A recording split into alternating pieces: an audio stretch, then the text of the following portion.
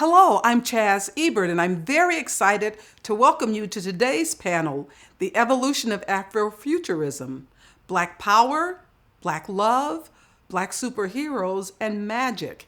It's going to be moderated by the esteemed author, the film historian and educator, Tananarive Due.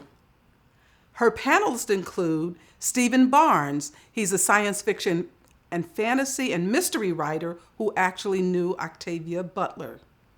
We also have screenwriter and film producer Ytasha Womack, whose 2013 book, Afrofuturism, The World of Black Sci-Fi and Fantasy Culture, is a leading primer bridging science fiction, futurisms, and culture.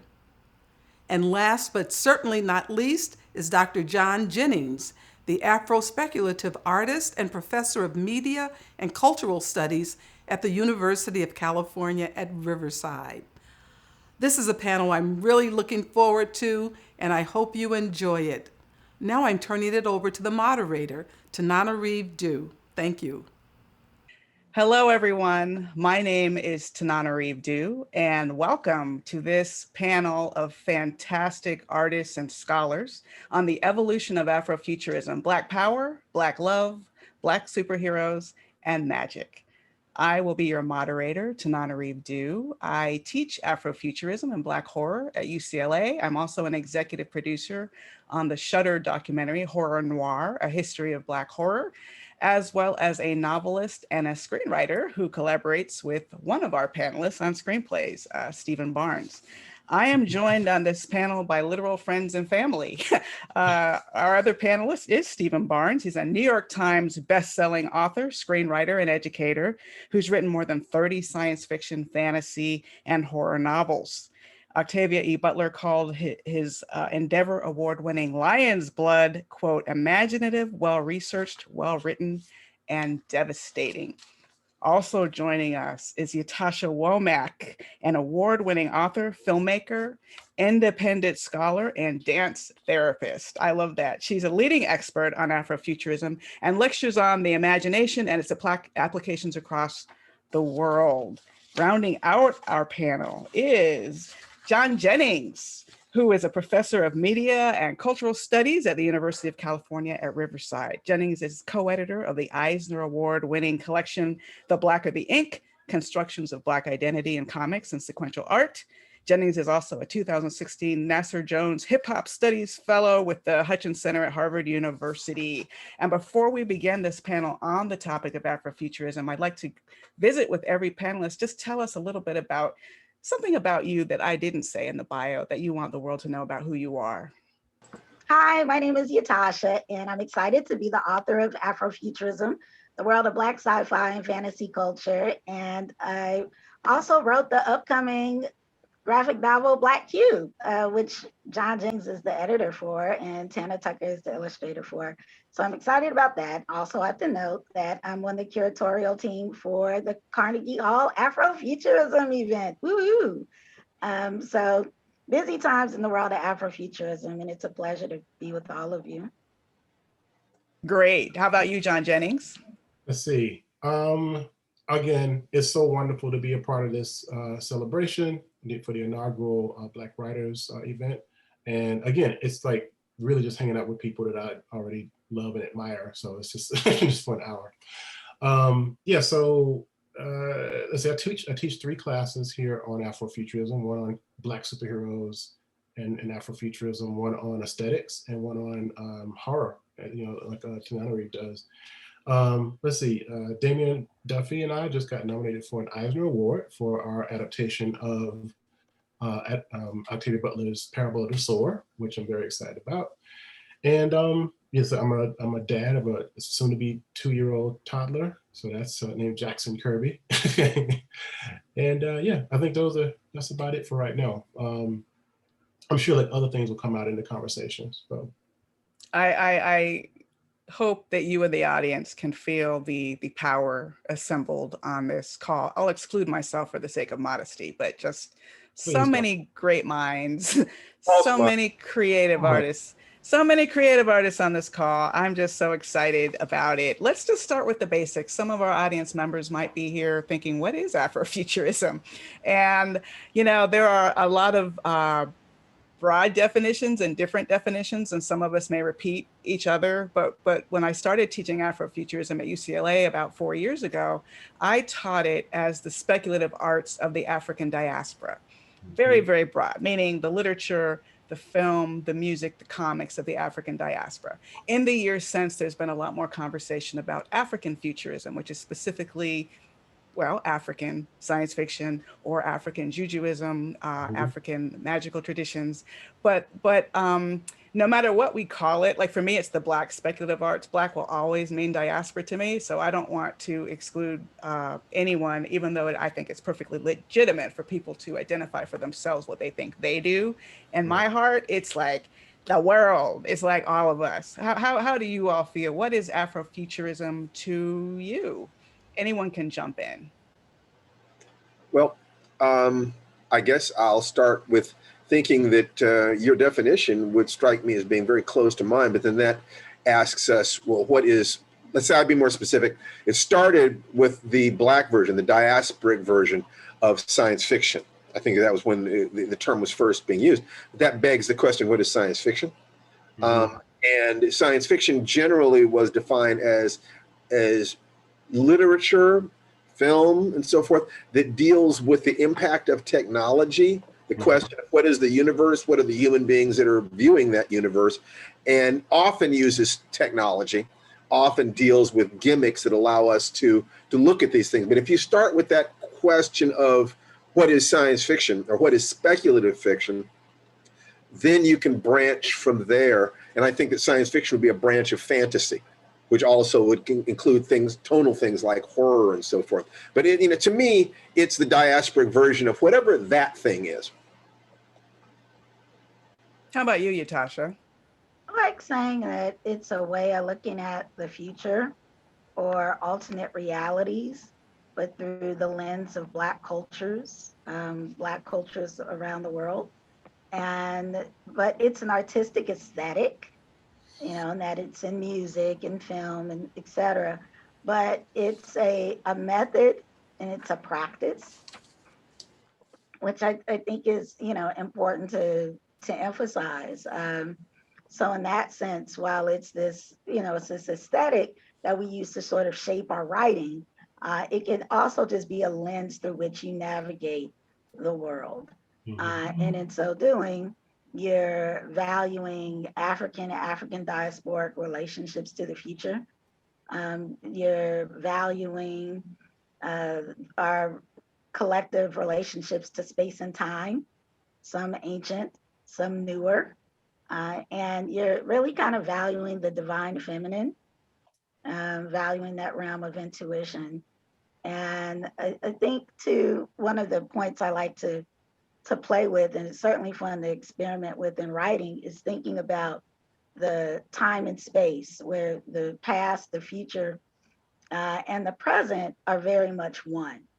So there's a lot of narrative about what we like to call the past, as we're also talking about our futures and what in this very Sankofa idea, where we're again bridging futures and histories, because we're all the intersection of futures and histories, and we're bringing ourselves, our worldview, our cultural experiences to shaping our next steps.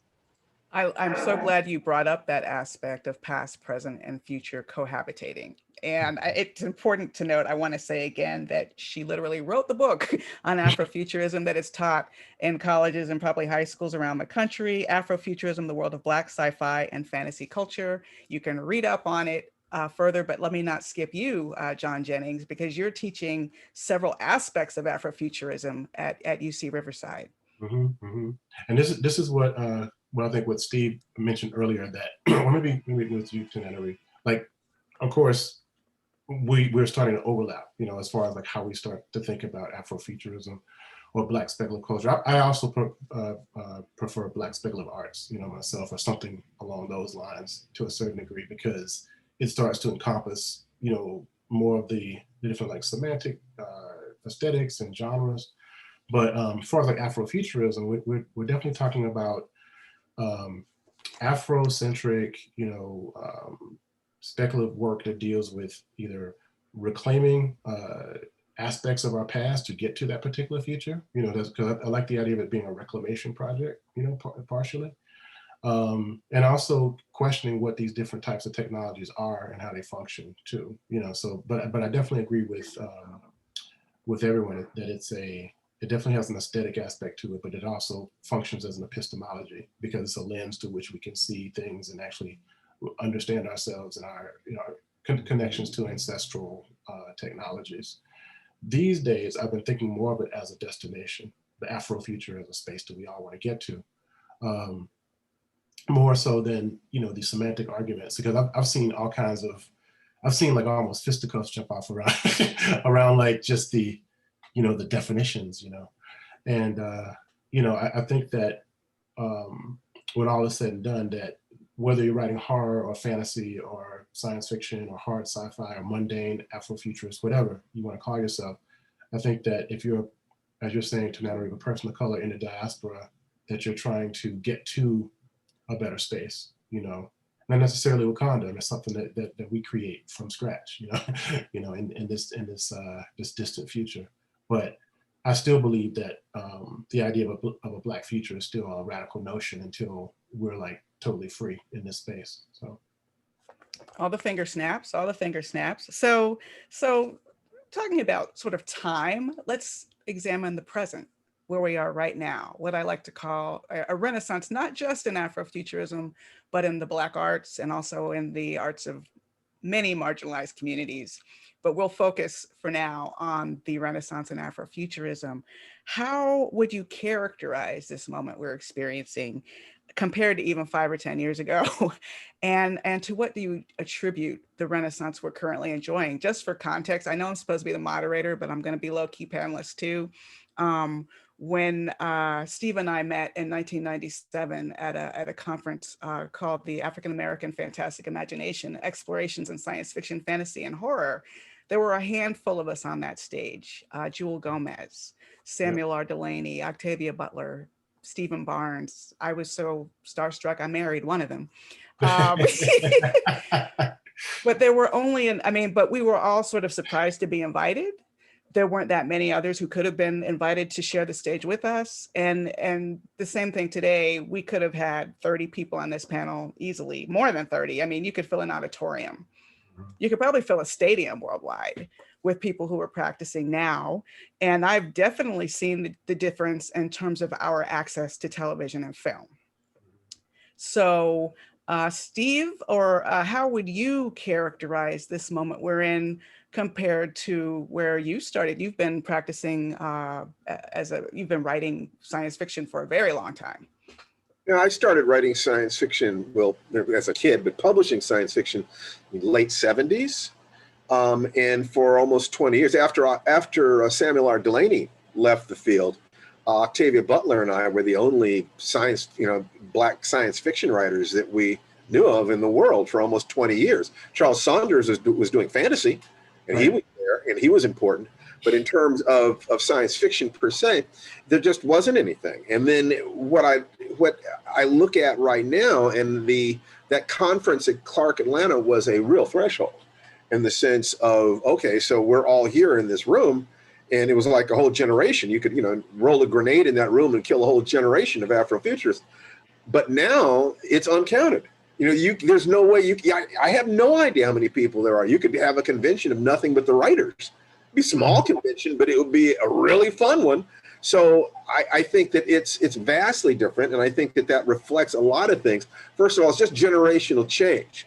We were not being welcomed into the field. So the people who could get in had to not only be interested in the science fiction, but they had to have the emotional resilience to not be turned off and insulted and hurt by the fact that we were denied and deflected and marginalized. There had to be enough failures that you had an opportunity for the successes to stand up. If 90% of everything is crap, according to Sturgeon's law, then you need at least 10 people, 9 people going down in flames for every one that stands up and is any good, let alone produce someone who can be iconic, who can create images, who has dreams that go beyond that. We have several of those people right now. It's an extraordinary time. And no, I don't think we'll go all the way back, but I think everything crests and diminishes. But considering that the marginalization was an artificial external pressure, as we gain more and more power and leverage, that pressure will have less and less effect. So we'll start seeing ourselves being represented roughly according to our statistics in the population. Mm-hmm. So Ytasha, you published a book on Afrofuturism, I would say ahead of the curve, really. What year did your book come out? It came out at the tail end of 2013. Yeah, okay, so in perfect. October. Perfect example, 2013. There's been so much change even since then, right? So how would you characterize the difference in how people are embracing and understanding Afrofuturism as opposed to when you wrote that book? It's interesting. One of the reasons I wrote the book was because when I was introduced to the term, I was confused. I was annoyed that I hadn't heard the term before because it spoke to so many of the things my college campus and a lot of friends were into. So for me, I almost saw Afrofuturism as a term that described things we were already doing, not always using the term. And it's funny, the conference, I went to Clark Atlanta, and the conference that you guys were a part of, I remember there was conversation about that conference. So in my mind, I saw sci-fi realities and expression as something that we did, and maybe weren't necessarily using the term. So, but since the term, I think it made people feel more comfortable in the space. Sometimes when people see books, they feel like that's a validator around what they're doing. So the same way people see, a lot of your works in the bookstores, it's like, oh, wow, this exists. They don't know about the heartache it might have taken to get there, but it becomes, oh, wow, I could do this because it already, quote unquote, exists. Mm-hmm. So I would say one of the more fascinating things, among others, I remember, shortly after the book came out, there were people saying there would never be a Black Panther film. It would never get made. And then it was made several years later. I remember going into spaces mentioning Sun Ra. No one knew who he was.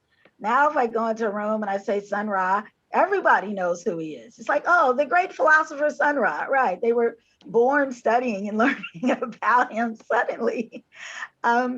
So that's been really fascinating. So I think retroactively, a lot of people start to see that their lives were shaped by Afrofuturism, and they feel very comfortable expressing themselves. I mean, probably one of the more surprising things was talking to people who, upon, say, seeing the book and seeing the excitement around a lot of the projects that are out, there were people who would say things like, oh man, I was always into this. I like science, I read comics, but they didn't feel they could talk about it.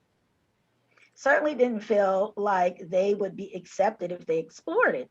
And so, now I hear people talking about mysticism and futures and, everybody, the imagination as a reference point for Black culture,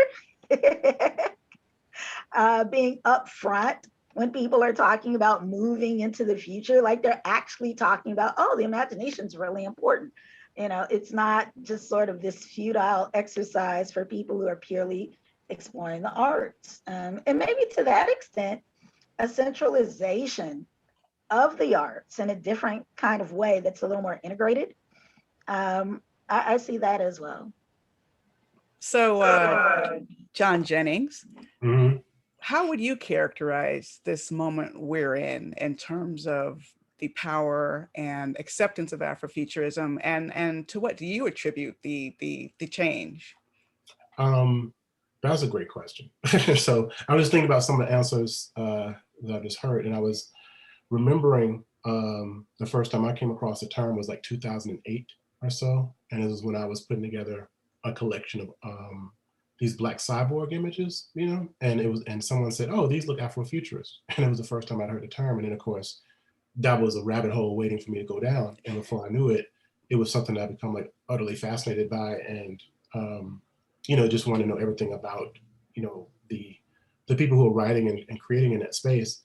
As far as like, you know, the things that have led to this particular moment, which I think is actually, like you said, it is kind of a renaissance or a revolution has come back around. But if you look at like some of the other artistic movements that are connected to like political spaces, we had speculative fiction writers, you know, during like the Harlem Renaissance, right? We had speculative fiction writers during the Black Arts movement. You know, America Rocca was writing science fiction. You know, when it, you know, so it was, you know, that there's something about like the idea of speculation being connected to political spaces. I think is really interesting, and I think this particular political moment, you know, needed a sister or a brother movement to go with it. You know, because this is, of course, you know, the central idea right now is the movement for Black lives and all of the tributaries that have kind of spun off from that particular political movement. But yeah, I mean, but you had, you know, we had people that were writing, you know, science fiction back in the, you know, back hundreds of years ago, you know, 100 years ago, right? Anyway, so I'm thinking about the various advances in technology that have allowed us to like make things the way that we are doing right now. One of them, of course, is the rise of the prosumer, the producer consumer. You know, so what's happened is like the tools to make things have become like way cheaper and more ubiquitous. So someone can actually, you know, write something or make something very easily, and then because of, you know, the web, we can actually put things out ourselves and self-publish things and distribute things. The other thing is that, you know, back in the day, we had the Afrofuturism listserv, right?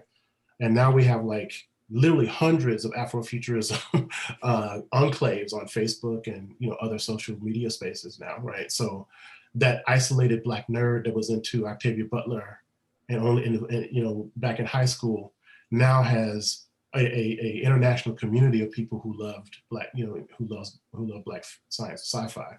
And so I think that's just the other thing that's kind of opened it up, is that it's become like this more of a web of people across the world because of technology. The other thing too is that I think one of the watershed moments of like this new era was the election of Barack Obama as president. You know, because before then, one of the only times you would see like a Black president was on a science fiction movie, really, right? And so it felt like we were in a future space. That's why people had this nonsense, oh, we're in a post-racial moment. It's like, no, we're not in a post-racial, stop it, that's science fiction right there. Anyway, so obviously we're not, but I'm glad you thought that we were, right? And also the fact that he was like this extremely beautiful, you know, erudite, you know, nerd, you know, really into science fiction, really into comics and stuff like that too, that made it really, really cool to be that, right? Yeah, and also as Ytasha's talking about, this reach back, this idea of Sankofa, reaching back to see people like Janelle Monáe and other, you know, Afrofuturist acts who are pulling from, you know, people like Alice Coltrane and Prince and you know, and Sun Ra, right? So we start to see like a proliferation of these things in different areas. And I think what makes stuff really different, and this is kind of piggyback on what Steve was saying, was that we actually have a lot more people who are of color, you know, Black folk who are in positions of power, you know, that have, you know, deals with major studios, that actually own their own distribution companies, that actually own their own comic book companies, that, you know, so the door itself was built by Black people this time around. It can't be closed if you own the door, right? So that's what's kind of happened. We've actually had a chance to actually build that table, and now are feeding each other with that table. And I think what's happening is that the larger, older corporations are seeing that and trying to capitalize on that as well. So I think honestly that, as Steve was saying, it's like we're gonna swing. We definitely want to see like a swing back. Like there's always like you said, a crest or like a, you know, a pendulum. But I definitely think that it's not going to go all the way back. I think it's going to be like, you know. Anyway, so that's my long-winded way of saying like, this is awesome, and there are many ways that we got here, and I like it. Right? I like it too. And, I think back to a time when Steve and I interviewed the late Octavia Butler in her home. Octavia was a friend of Steve's. And she had a picture of that Clark Atlanta conference on her wall, and she referred to it as my other family. And there was really this sense that we were just going to keep marching up that hill after the 90s. And then she passed away, and it really did feel like there was sort of this ebb, and everybody was kind of on their own, and there was a bit more of a struggle getting the publishing contracts. And then now, as everyone said, there hasn't been anything like it. And one of the things, so we're definitely standing on the shoulders of those who have come before, including Octavia, including Steve, including Samuel R. Delaney. And there's one thing about Afrofuturism when I teach it at UCLA that seems to attract activists. Like some Black Lives Matter activists were in my first class. And I've noticed that overlap between people who like reading about Black futures and the people who are doing the work to try to create what I call real life world building, which was a great deal of Octavia Butler's message, was trying to shake us by the shoulders and say, wake up, if you stay on this path, you're headed for disaster. Who would like to jump in to sort of answer the question about what you think the value of Afrofuturism is, specifically in real life world building? Well, I think that it's a reminder for people that you can shape your future, that we are living in futures that are sometimes a result of tension between various factors, and that our decision making and the things that we do create a platform not just for a future for ourselves, but for others. So, I've just seen, many moments where Afrofuturism reminds people that, hey, it's okay to think, not just several years out, hundreds of years out. And it's okay for you to be able to think about your own culture as a reference point for shaping these futures. So in one sense, it's not, simply, it's okay to think about what's the idealized space to be in, as opposed to how you fight a particular polarization. It's like, what's the idealized space? What does that look like? What does it feel like? What cultural insights would you like to bring into that space? And what are some you'd like to leave behind? And then sort of working backwards from there.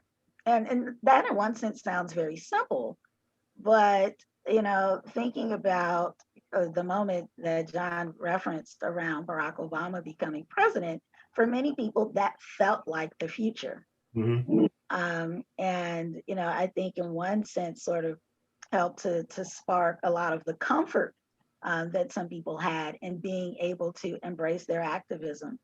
And to talk about these futures, because there's this particular milestone that had been expressed and articulated. So there's a comfort in thinking about this and working towards it, as opposed to feeling like, well, why think about it if I can't reach it? And kind of being in a space of perpetual motion. Interesting. Very good. Steve, did you want to jump in there? You knew Octavia so well and what her intentions were, and also your own. Well, I can tell you that Octavia had one key fear that she expressed in her work in various ways. It had to do with why she felt a lack of optimism, a certain amount of pessimism about the human race. One was our tendency to be hierarchical. And the second was our tendency to place ourselves and our tribe higher on that hierarchy than others. In order to look at my attitude towards this stuff, you say, well, what is, if you're talking about science fiction or Afrofuturism or Afrofuturistic art, you get into questions of what is art in the first place. And I think that I can't go down that road without looking at some earlier supportive definitions. To me, art is self-expression. That successful art is self-expression plus the craft capable for people to understand what it is you're saying. In other words, if you're talking about pottery or dance or martial arts or art or whatever, there's a vocabulary that you have to master in order to express yourself, at the level of unconscious competence. Is all art political? No, I don't think so. I think that a lot of it is psychological. It's emotional. If I'm alone on a desert island, I might make a picture for my own pleasure. As soon as there are enough people there that we're starting to argue about, well, what is the nature of reality and how should we move forward? Now you're bringing politics into it from my position. So the personal becomes political from that point of view, but the primary job of the artist at their peak is simply to say, this is how I see the world. This is what I think I am, and this is what I think human beings are. And it is out of that perspective. I mean, I think that to a certain degree, all philosophy and all art is trying to answer those questions. Who am I? What is the world? Black people, I think, are forced to ask the question of what is the Black perspective, because we were specifically omitted from that picture. The majority of science fiction, science fiction had this mythology that was extraordinarily inclusive. That was nonsense. You could go to a bookstore with 10,000 books, and the pictures on all of them were nothing but white people and their imaginary friends. And they and they thought this, well, robots represent Black people. No, they don't. Your fantasies about having slaves that you don't have to feel guilty about. So I'm not impressed by that. The goal is to get to the place where Afrofuturism is just another thread of what it is to be an artist and express yourself, and each individual artist feels no more responsibility to the group than any other artist does within a group, that they don't have those pressures. We have to do that right now, because the mythology of any culture exists to place them central to the universe. The mythology of every people on the planet is God made us first and loves us best, except Black Americans. Our mythology suggests that our oppressors, the people who programmed us, gave us their language and mythology and so forth, are closer to God than we are. That it's insidious. It's the best form of brainwashing you can imagine, and I'm happy to consider myself a Christian, but I'm aware of what the effects are there. So Afrofuturism has to fill in that gap. It's one of the things that made Black Panther so utterly remarkable, is the fact they were standing in a deep hole. There had never been anything like that. And they were able to create a piece of work that was that good and that universal and that successful, despite the fact that they were competing against movies where people started on a hill, let alone level ground, let alone starting in a hole, where they literally had to create the image systems that you use to communicate. It's like you have to create your own language just to say, I'm here and I'm human. Okay, that's remarkable. And I am so proud of the creative artists who have taken that challenge. I've nothing but love and nothing but respect for them. That is courage. Beautiful. All of these responses have been beautiful. John Jennings, in your view, how does what we do, or the Black speculative arts in general, help create real life world building? What role does it play? My background's in design, right? Graphic design in particular. And a lot of times when you think about design, we're talking about planning systems. We're talking about not just the objects that we're making, but the processes by what they're being created through, And I think that when we start reimagining what Afrofuturism does to those systems, as Steve's saying, it starts to kind of disrupt them and actually change our view of how we're seeing those particular systems functioning. Like, what is technology? Outside of just electronics and stuff. How does race function as a technology itself? Because it's ludicrous that it actually has anything to do with who we are as people. It functions more like a prosthetic, if anything, right? And how do you hack into those things? And so when I started looking at just thinking about reimagining what these visuals are going to look like, I also started thinking about what is the sign systems, what are the symbols, what are the layout systems that actually challenge these things, right? I started applying design thinking to really, really real world indexes of essentially racialized oppression, or visual oppression. I started thinking about, well, if we have Jim Crow signage, for instance, and again, I'm from Mississippi and very well versed in all of the amazingly oppressive things that were happening in the South. But if you look at like those Jim Crow signs and things, right, those are municipal systems that were put into place on purpose, and those are technologies, right? And so I started thinking about, well, those are actual representations of a racist system, you know. Same thing with those slave ship mapping systems for like how the little black people are laid out, you know, that's a design, right? If you look like a redlining map, right, that is a design, it's a technology, right? And so I started thinking about speculative design, which is, again, using speculative ideas like in science fiction, but then making diegetic prototypes, that is objects that are created to just have discussions with us. And that actually could be stories, that could be choreography, you know. A lot of times we're making these things to have conversations about the world, you know. And so that's why I came up with critical race design studies, thinking about design as or race as a designed object and how it functions. What are the affordances of it? You know, that kind of thing. Because it was made up. You know what I'm saying?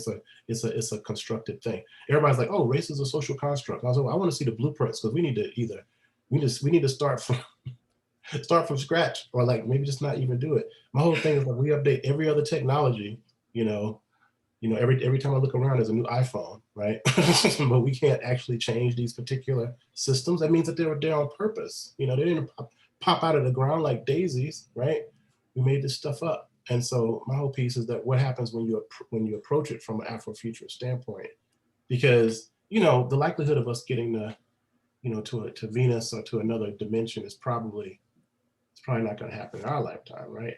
But we're stuck with the stuff that we have here. And so how do we actually like use these imaginary spaces to kind of reimagine these systems on Earth? And I think that using speculative design and critical race design studies is a way to start thinking about, well, how do we actually realign those things? So.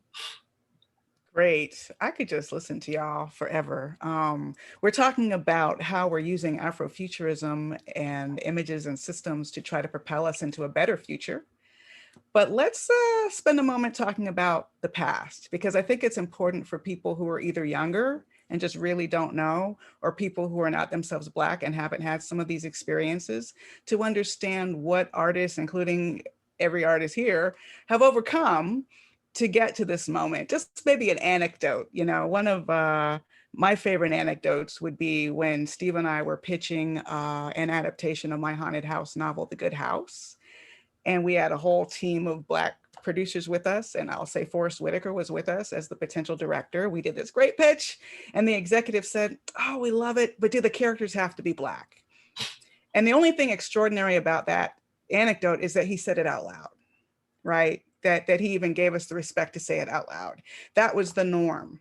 That's why we didn't have Black horror, except for some very specific examples, until the Get Out era began. That's my anecdote. What are some of the, just an anecdote you all can think of from the bad old days that will help people understand what an important moment we're in today? I can say that my third novel, my first two novels were collaborations, Dream Park and The Descent of Anansi, I think. My third one was a solo novel called Street Lethal, which had a Black protagonist who was described as being as dark as, Native African. And they put a white guy on the cover. Ace Publication put a white guy on the cover. My editor, poor Beth Meacham, was just heartbroken. She was so upset when the cover came back and she saw it. She called me up in tears. I mean, I absolutely absolve her of all responsibility here. But the editor-in-chief, Susan Allison, called her and talked to her, and she said that it was the art department. And I talked to the art department, and they said it was the artist. I talked to the artist, and he said it was the marketing department. I talked to marketing, they said it was sales, and I talked to sales, and they said that the truck drivers who put the books on the stands at truck stops, if they thought this book was Shaft in space, wouldn't have put them out there. So it was the realization that nobody would take responsibility for this. Nobody would take responsibility for what was obviously a low-level background hum of personal preference. And so I had to ask myself the question, what is going to have to change culturally First of all, I attributed it to something universal. I did not want to say, oh, well, white people, this, that, and the other. I said, oh, okay, human beings prefer images of their own tribe. They prefer to see what they see in the mirror. Given the fact that I'm operating in a culture in which I'm outnumbered close to 10 to 1, this is a factor that is important. How long will it be until I can create images that are in my heart that will be accepted by the culture? And I figure it could take 2 generations. It's like, from where I was in about 1980, it could take until 2020. Maybe a generation and a half, maybe 30 years, 40 years.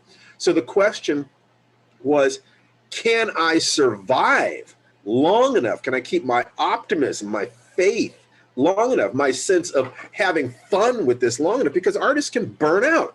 It could so easily have said, oh, the world is against me. And there's no, it's like, but my attitude was very much illegitimate non carborundum. Don't let the bastards drag you down.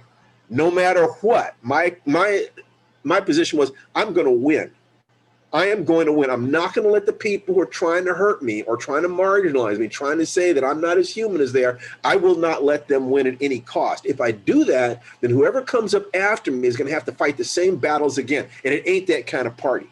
So when people ask, well, Steve, why all the meditation and yoga and martial arts and therapy and hypnosis and like this, it's solely that question, could I protect my heart for long enough for the culture to change enough for me to simply be able to tell my truth, speak my stories, and be able to support my family? Mm-hmm. Beautiful. Does anyone else want to jump in with an anecdote? Well, yeah, a little bit, because I'm thinking, I don't know how I follow that up, but I'm like, I'm thinking about my work as a scholar. I've been in the academy for, over 20 years now. I started teaching when I was 27, and this is my 4th post at UC Riverside. And I remember, like, when I was at University of Illinois, the amount of pushback, on the things that I wanted to talk about as a design professor, as someone who was actually dealing with images. I literally was in charge of image making. So I would teach the students how to make images, right? And, I was teaching at U of I is a PWI, so that's a predominantly white institution, right? And, it's also in the Midwest, which what we call up South. So there's a lot of, U of I is in Champaign-Urbana, and it's surrounded by what used to be called sundown towns, right? And so there is a lot of both aggressive racism and passive racism in these spaces, because these institutions were not necessarily meant for us to survive in, right? In fact, when I got tenured, I was only the 2nd African-American to get tenure at the university in art, period. Right? The first was in the 60s, actually. So, I started thinking about the things that I wanted to teach the students. It's primarily white student body that didn't know anything about any of the people they were talking about as far as like artists, didn't know what the Harlem Renaissance was. There were no Black studies classes for them to take, had no idea, who, almost any Black people who were historical figures at all, So, there was a lot on me to actually kind of like integrate these things into the classes. The other thing that was really tripped out is that we're making images, but there's no ethical ideation at all either. So we had no ethics courses. So I'm teaching people who are going to go into the advertising industry or like marketing, and they weren't thinking if they should or not, So me and my friend Eric Benson created the first ethics class, at U of I as an overage. Actually, we didn't get paid to make it. It's called Ethics of the Designer in the Global Economy, and now it's a required class, and it's in like 3 or 4 of those classes are required at U of I now. And this is something I did when I was there. And I say all that to say is that, on the pedagogical side, I've definitely fought a lot of battles to try to actually talk about representation of us in the design space, because to me, design is also, like I said, a type of technology. And then just today, somebody sent me a job posting from the University of Michigan for I think it was called like equity in design or like representation in design position. So basically it's like it's about race and design, the whole position. So it took him, like you said, Steve, like 20 years to actually catch up to the stuff that I've been talking about since the beginning of my career. It's like, it's ridiculous. The other thing that I've been really excited about is, you know, me and my friend Damien started our careers as curators. Damien Duffy, you know, who's my collaborator on Octavia Butler adaptations. We started looking at, you know, Black comic book artists very, very early in our career. And now, you know, there's been this kind of blossoming of like Black independent comics everywhere, you know, and so we have like people who came up from that particular space who are now working for Marvel and DC and all these different places. And it's because of this, like, it's like this, you know, this renaissance, this explosion of talent that's always been there, you know? And so that's been very exciting. And you know, I actually co-founded several of the major Black independent comics space, you know, conventions, and to see like the love for this particular thing now. And the reason why I mentioned comics is because in the original Mark Derry essay, comics are talked about along with, you know, the writers. But for some reason, up until fairly recently, there was this kind of distancing of comic books from an Afrofuturist aesthetic, which I always found to be odd. So that's why I teach a class just on Black superheroes and Afrofuturism, actually. All right, I'm gonna shut up. Great, and for those of you who don't know, Mark Derry is the cultural critic who coined the term Afrofuturism that we're all talking about right now. Ytasha, do you have an example of something that was a disappointment that lingers, that when you compare then to now, you're like, wow, things have changed? Or has it been a smooth sail for you? You know, I'm a sunny side up kind of person. But so I always see these things as opportunities. And sometimes you're doing things that are groundbreaking and you don't know they're groundbreaking. Not necessarily situated that way, because you don't think of yourself as being the only person doing these things. But sometimes the larger world kind of sees it that way. But when I was working on the Afrofuturism book, you know, I had the idea for this Rayla 2212 story, which I wrote part of it as an ebook.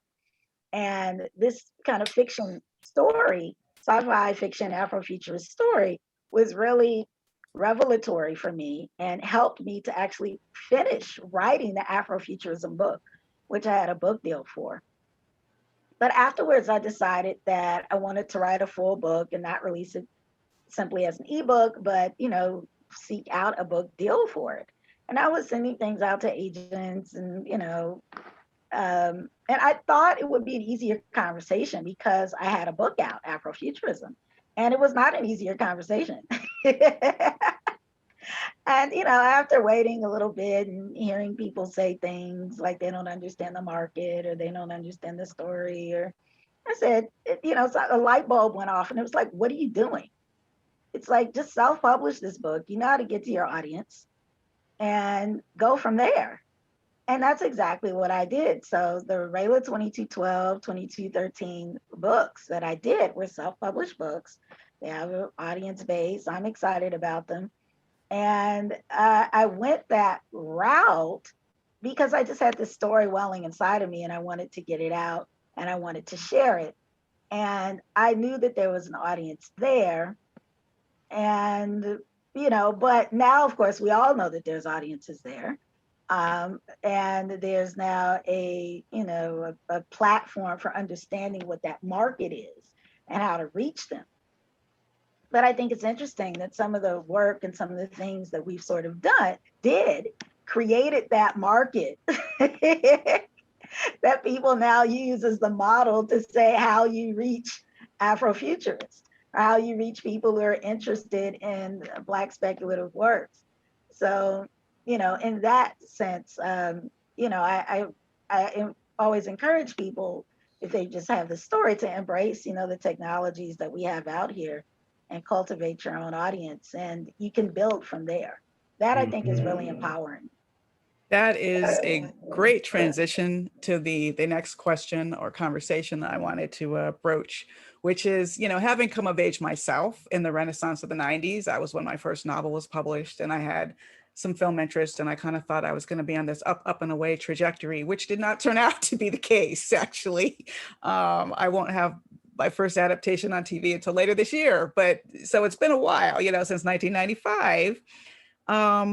The question is, we are all expecting this to kind of snap back.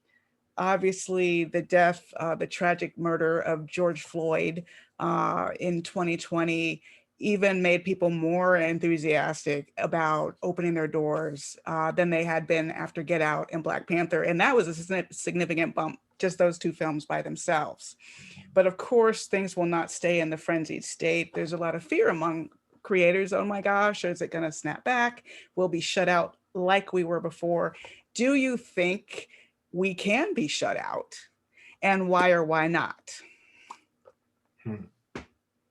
Well, I think that it's an interesting synergy of things taking place.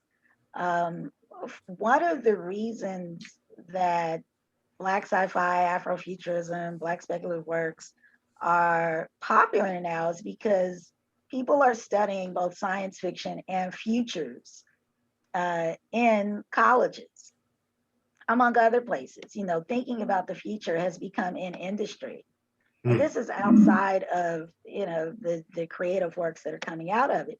But because of that, people are looking to the creative works as a basis for understanding how to think about futures, and more specifically, how to engage audiences and markets. So to that extent, you know, there's a demand from various people for both the stories and the perspectives, because they're saying, I don't have the resources and tools to articulate another kind of future if I'm constantly being introduced to the same futures and the same stories all the time.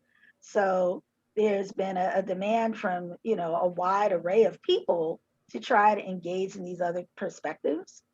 And to that extent, you know, clearly there's a need, but also a real interest. The other side to that, I think Black Panther and Lovecraft Country and other projects that have come out have proven to be pretty, profitable. So and just in that sense, you know, creatively, it's established that there's an audience for those kinds of work. So I think there's an audience and there's a need. But there's also other platforms. There's so many platforms and so many outlets now. You know, so it's not like it's just the 3 stations or a certain set of companies to go through. We're in a period where there's so many streamers, for example, and this is just on the film side, that they need content constantly. And what they would call, you know, niche or special market projects are in demand as well. So I think there's shifts. You know, there's a period, and this is thinking on the film side, and even on the literature side. I mean, there used to be there were all these romantic comedy kinds of films that were coming out because that was sort of a wave. But you also had this big Black romance industry in the literature side that was pretty popular. And now it's funny, it's probably almost harder to find a book about Black people living today than it is to stumble across things that are speculative, or for that matter, a lot of kind of critical analysis or historical books that are nonfiction. So, you know, I think there's different temperaments in the culture. They shift, but this whole idea of thinking of futures and looking for inspiration, I think there's a lot of outlets for it. Beautiful. I think that if you start with the assumption that fantasy is a natural outgrowth of human behavior, because once again, you find it everywhere, even if it's called, you know, religion over here and, you know, myth over here and song over there and story over there. It's the same drive. That's that sense of this is who I am, this is what the world is. So people who thought, you know, they'd never make a Black Panther movie were assuming one of 2 different things. Either Black people don't have the ability to do it, or white people will never let us do it. Okay. If you start from the assumption of equality, that people are basically just people, then you know that whatever it is that we started out as a country is not where we're going to end up, because we started out with lies, with mythologies about what Black people were that enabled them to use us as cheap labor. Once the Civil War happened, and they could no longer use us as slave labor in the same way, the mythologies remained in place. You were still dealing with those mythologies. You know, the Civil War was about, you know, are they human? You know, the civil rights movement was about, are they Americans? Okay, but right now in the 21st century, the question is, what if they're actually equal? And I think that this is part of what's driving certain politicized people, certain political events, certain people who got elected, you know, I think are actually a response to the fear engaged in that question. Because if we're just human, then there has been a colossal amount of lying about what it is that we are. And whereas that triggers fear in the people who had an investment in that mythology, and consider that, you know, Gone with the Wind is probably the most popular film that will ever be made in adjusted dollars. Probably nothing will ever top that. And its primary dominating value, its dominating mythology is that slavery was good. You know, the once there was a land of cavaliers and their ladies, of masters and slaves. It is a beautiful land that is now gone with the wind. That's the meaning of the damn title. So when you realize that that's what we've been battling against, then there's no surprise that there's snapback, that nothing has ever remained the same. Nothing ever remains the same, but it can seem that way within the structure of a single human day, a single human year, even a single human lifetime. But things are always changing. If you keep with the faith that we are just people, we're all just people, then we know that we're going to work this stuff all out. And this generation of creators, many of them will not make it, but most creators don't make it anyway. It's that back to that, 90% of everything is crap. So 90% of them, if they're worried that it's not going to work for them, they're right. But 10% will shine. 10% of them are going to be the ones who open the doors, who can then teach, like John is teaching. This is the path. Come over here, get these grades, learn these things, meet these people, learn these skills, guard your heart, create communities of people to support you, and you might be one of the ones who can get through that door. And when you do that, your primary responsibility will be to turn around and teach other people how you did it. That's how the human race moves forward. We're just part of that process. There's nothing special about what happened to us, as awful as it was. It's just human beings doing their nasty little human thing, just as the positive things about humanity are human beings doing their wonderful and blessed thing. If the ones who can eat that pain and digest it and grow strong with it and can then express that in their art become the leaders that we need. Great. John, this moment we're in, will it sustain? Can they take it away? Or what tools and superpowers do we have? I think both Ytasha and Steve, as you have made wonderful points. I do think that the recent reports from Hollywood, for instance, that, whenever you actually, that Hollywood has been like kind of underfunding or undervaluing Black properties for Black intellectual property, for instance. There was a study done about that. There was a study done about people preferring diverse content. There's been studies about the billions of dollars in losses by not investing in content, for these different services now. So I think as long as we're in a space where, where profit is concerned, because now what we've done, we've commodified these stories into different venues. That's what we're doing. We commodified narrative. Then I think that there will be a space for us to create, because I think now what's happened is like Afrofuturism, Black speculative art, whatever you want to call it, has become mainstream. That's something it's not on a listserv anymore. It's everywhere. I mean, this has become like what hip hop was. When hip hop hit and actually became ubiquitous. That's what's happened now to Afrofuturism. And what's interesting about it is that the enclaves and things that we did like years ago, because I met Steve and Tananarive at Astro Blackness, which was was almost like an Afrofuturist think tank that I put together with Adeli Funama. That was in 2013, 2014. Do it again. I know we want to do a third one. Yeah, because essentially, but it'd be hard to do now because all the people, if you look at the people that were at those events, they're like the voices of this particular moment. It'd be hard to get them in a room now.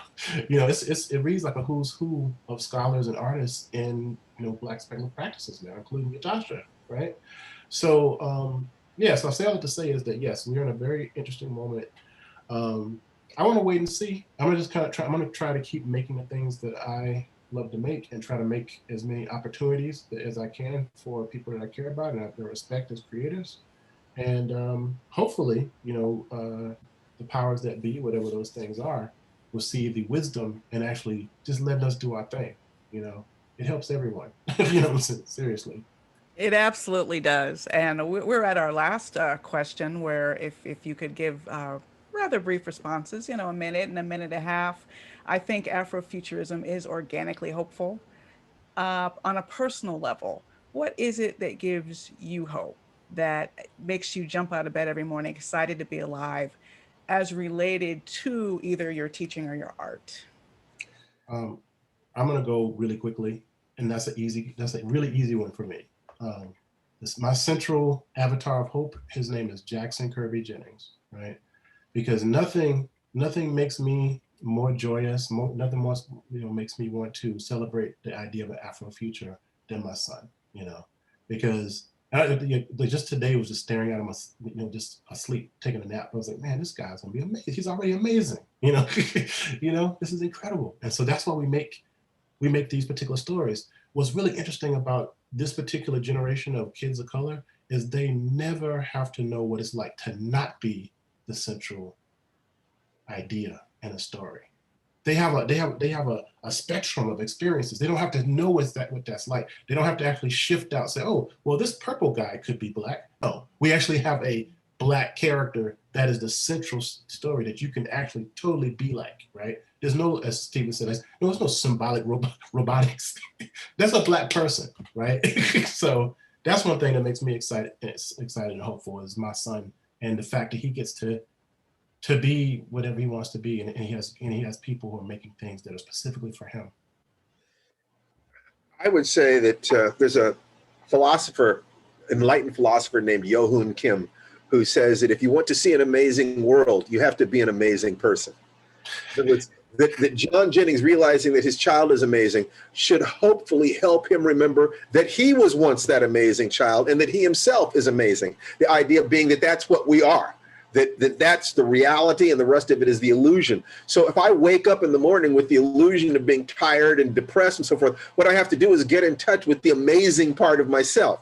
I can do that by remembering who it is that I love and wish to serve, my family, my community. I can do that by thinking then that my family empowers me because I will not fail them while I'm alive. I will crawl across a mile of broken glass to take care of my family if that's what it takes, period. It's like the foundation.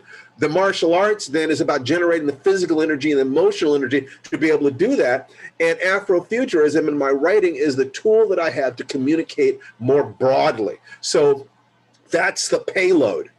My emotions are the fire, okay, that do that. And all I need to do to inspire myself every day is get in part with the same drive for life I get in touch with if somebody stuck my head in a bucket of water.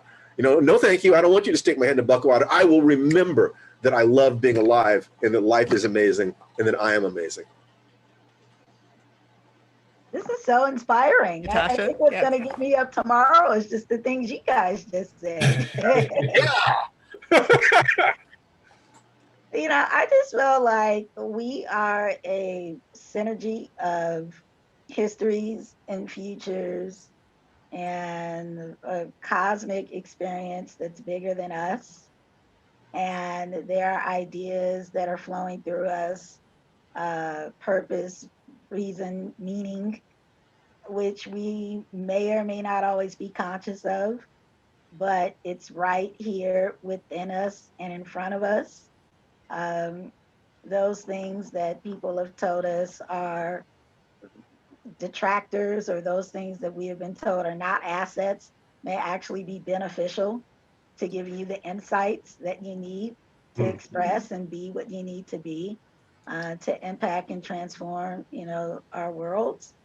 So I think in a small way, I just am aware that a lot of people made a lot of interesting decisions for me to have the experiences I've had, and to be here in this moment and to have the perspective that I have. And there's a value to that, one that I have to see But more importantly, there's other people who connect to it. And so it is in part a responsibility for me to get that out for other people to also see their light as well. Hmm. Beautiful. You're all brilliant. You're all wonderful. We could go on all day, but we're not allowed to. So I'd like to thank all of you for participating in this panel, Stephen Barnes, Ytasha Womack, and John Jennings, and all of you who have been listening to this Black Writers Week panel on Afrofuturism. Thank you for joining us and have a great week.